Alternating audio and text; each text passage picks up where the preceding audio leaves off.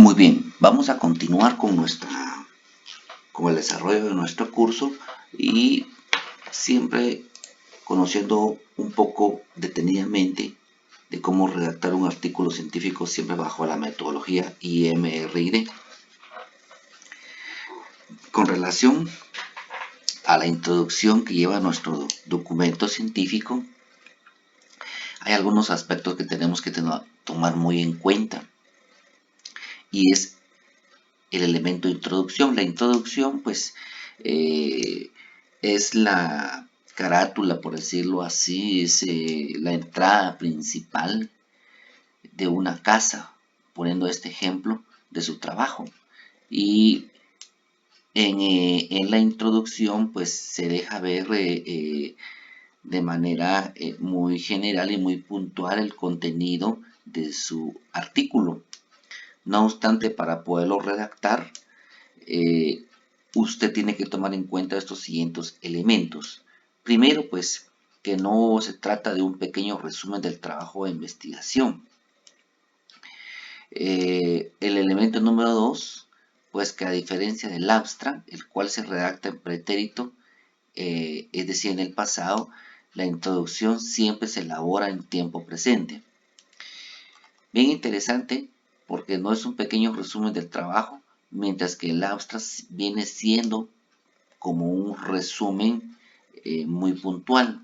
Más que todo, en la introducción lo que nos pretende es darnos una idea bastante puntual acerca del contenido de su trabajo. Su objetivo precisamente en el punto 3 es recapitular el contenido de ese trabajo que usted realizó. Por lo regular en la introducción se debe incluir un breve comentario sobre el problema a resolver y la metodología que fue utilizada durante la investigación.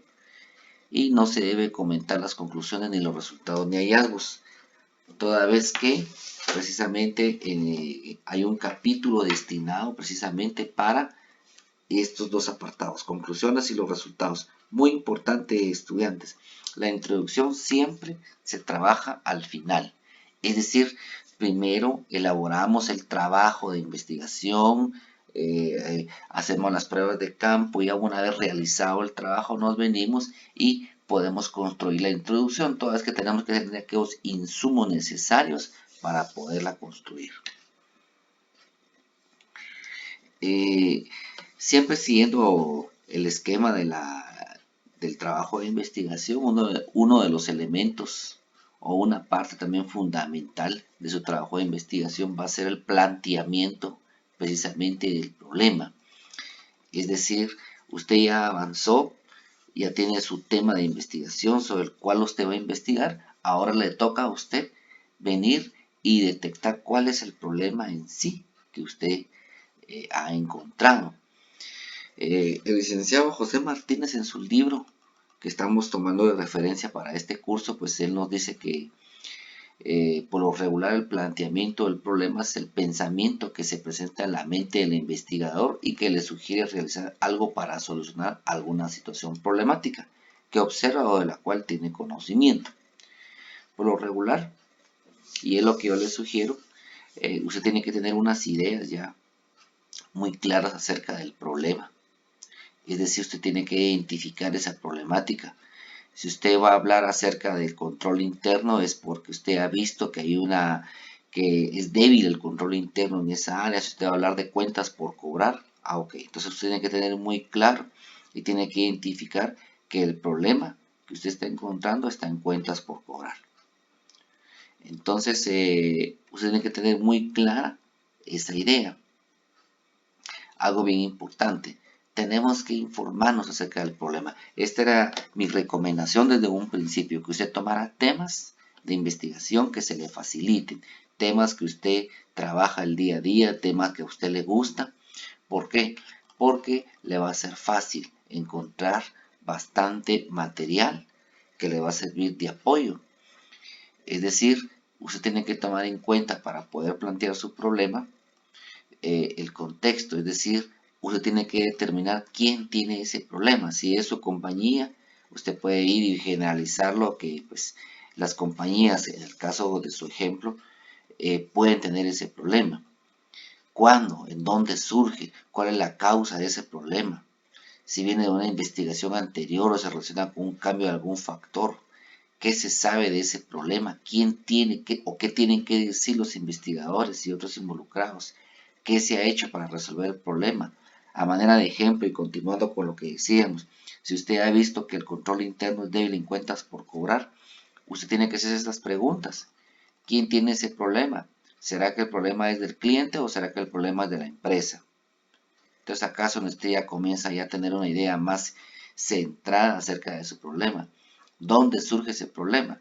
¿Será que surge en algún proceso determinado o será que surge precisamente en la empresa o surgirá en los controles internos de los clientes? ¿Cuál es la causa del problema?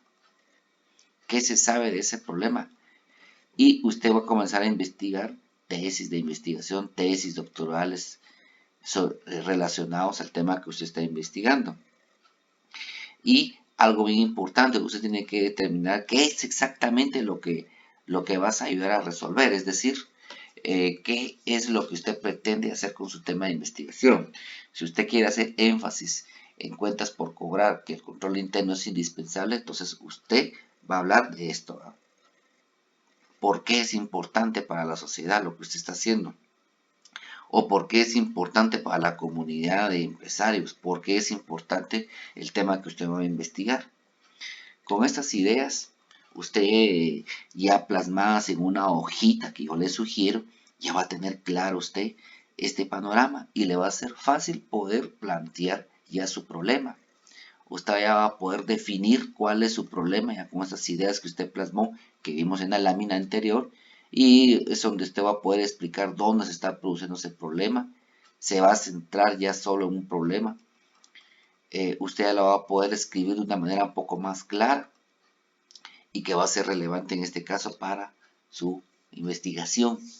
Y ya derivado de esto, pues ya con estas ideas ya más ordenadas, ya más clasificadas, usted ya va a iniciar con su pregunta de investigación.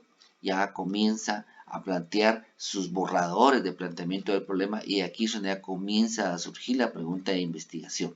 A manera de ejemplo, este planteamiento del problema, los maestros de la escuela de Alcobendas no tienen las habilidades para reconocer u orientar adecuadamente a los niños superdotados en el aula. La pregunta de investigación que sería es qué técnicas prácticas pueden utilizar los maestros para identificar y guiar mejor a los niños superdotados. Entonces, cuando nosotros ya tenemos el planteamiento del problema ya bien claro, la pregunta de investigación ya se nos va a facilitar. No obstante, existe un método que a continuación vamos a ver de cómo es que se redacta la pregunta de investigación. Y precisamente hay un método. No obstante, usted ya teniendo todas sus ideas claras acerca de cómo hacer ese planteamiento del problema, obviamente usted puede formular una o varias preguntas de investigación, las puede anotar usted en borrador en una hoja para luego poder definir cuál sería esa pregunta. La pregunta directa debe iniciar y finalizar con signos de interrogación.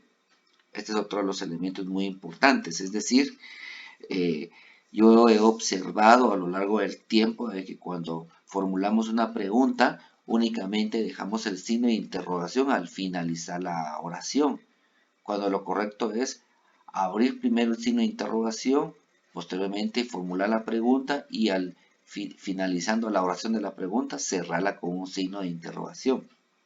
Para poder también hacer esta pregunta de investigación, usted tiene que tomar en cuenta estas palabras.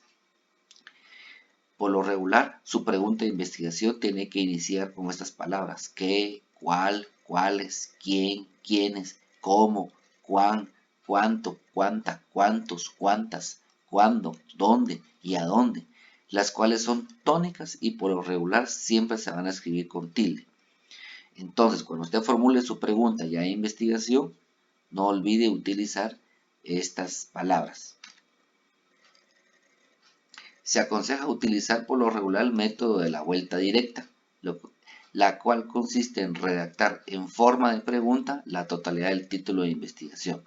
Es decir, El método más sencillo que existe es volver el título de la investigación en una pregunta. Ese se llama el método de la vuelta directa. Y por lo regular la pregunta debe ser redactada de manera que reúna un resumen acerca de las inquietudes que el investigador tuvo para hacer la investigación. Usted en la página 109 puede enriquecer este contenido de esta lámina con el objetivo de familiarizarse y obtener mejor conocimiento. Acá les pongo un ejemplo bien sencillo de cómo plantear un problema y de cómo formular precisamente una pregunta. Acá es manual para practicar una auditoría forense en la detección de lavado de activos para auditores en Guatemala. Veamos cómo es que se planteó el problema. El campo de la auditoría en Guatemala es un área que ha venido decreciendo con el paso de los años para poder dar entrada a nuevas carreras, para nuevos ámbitos de aplicación profesional, por lo que obtener el conocimiento suficiente de auditoría se ha vuelto indispensable para aquellos profesionales que deciden obtener el grado de contador público y auditor en las instituciones que aún brindan esa oportunidad. De la misma manera se ha vuelto relevante que los pocos auditores que deciden especializarse en otras áreas de la auditoría, como lo es la auditoría forense, puedan adquirir los conocimientos suficientes para poderla efectuar de forma precisa y correcta. La aplicación de la auditoría forense en Guatemala es un tema muy conocido para aquellos profesionales que se desenvuelven en el ámbito de la auditoría o que sus actividades principales giran en torno a la misma, pero un tema desconocido para la mayoría de la población es el de la preparación que se necesita para poder practicar una auditoría forense, ya que en Guatemala no cuenta con diversidad de instituciones que impartan dichos conocimientos para aquellos profesionales cuya intención sea la de erradicar la corrupción en nuestro país.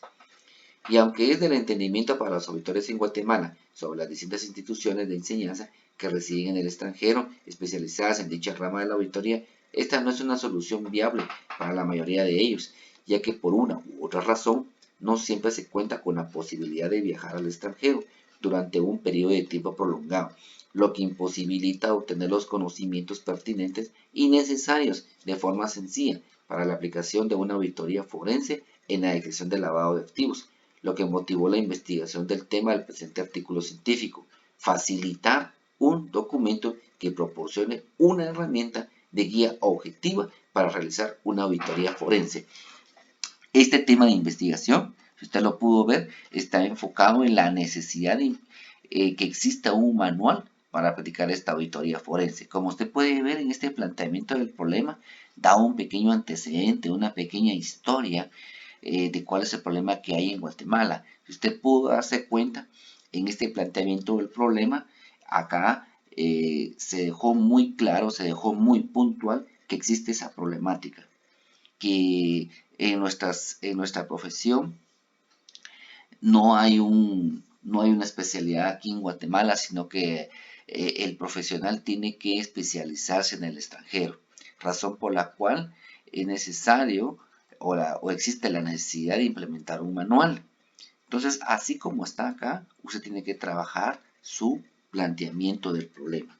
Ahora veamos la pregunta de investigación.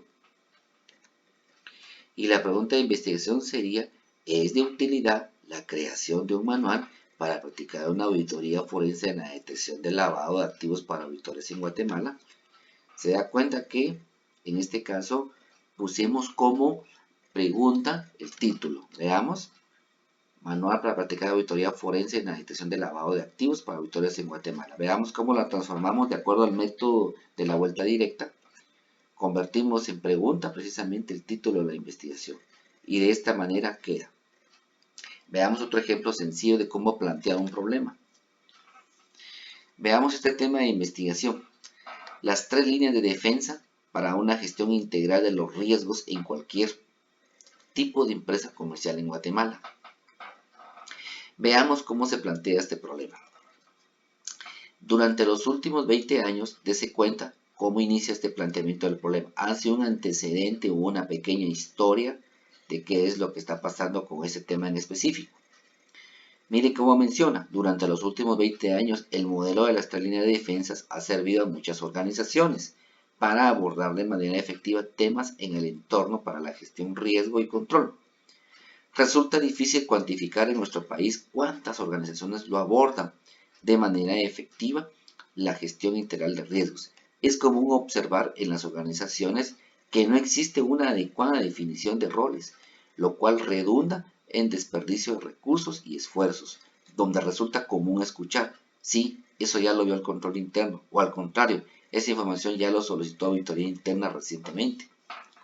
En las organizaciones actuales es común observar diversos equipos de auditores internos especialistas en gestión de riesgos y de control, de cumplimiento y otros profesionales, muchas veces trabajando sin ser coordinados cuidadosamente para ayudar a sus organizaciones a gestionar el riesgo. Las organizaciones tienen mucho en juego sin un enfoque coordinado y cohesionado. Sus recursos son limitados, pueden afectar el alcance de sus objetivos. Si se da cuenta, como uno de los elementos que tiene que tener el planteamiento del problema, tiene que dejar esa solución. Y la solución que está dando acá, especialmente con este artículo, es enriquecer el conocimiento de los profesionales de las ciencias económicas con relación a ese tema de las 3 líneas de defensa. Si se da cuenta, acá se habla de que lo importante y conveniente sería que la empresa tenga el conocimiento con relación precisamente a este tema, ¿verdad? Veamos la pregunta de investigación. Mire cómo está el título acá. Y ahora vea, de acuerdo al método de la vuelta directa, cómo se convierte este título en pregunta. ¿Es el modelo de las 3 líneas de defensas una herramienta de apoyo para una gestión integral de los riesgos en cualquier tipo de organización comercial en la ciudad de Guatemala? Si se da cuenta, acá solo tenemos que encajar las palabras adecuadas para poder transformar este título en una pregunta de investigación. Así que estudiantes, espero que con este material sencillo, pues al menos les refuerce los conocimientos, les refuerce lo que vimos en clase y definitivamente este solo es un pequeño extracto. Yo les recomiendo de que dé lectura al material del libro, apóyese en otros materiales, de esa manera se le va a facilitar redactar su artículo científico.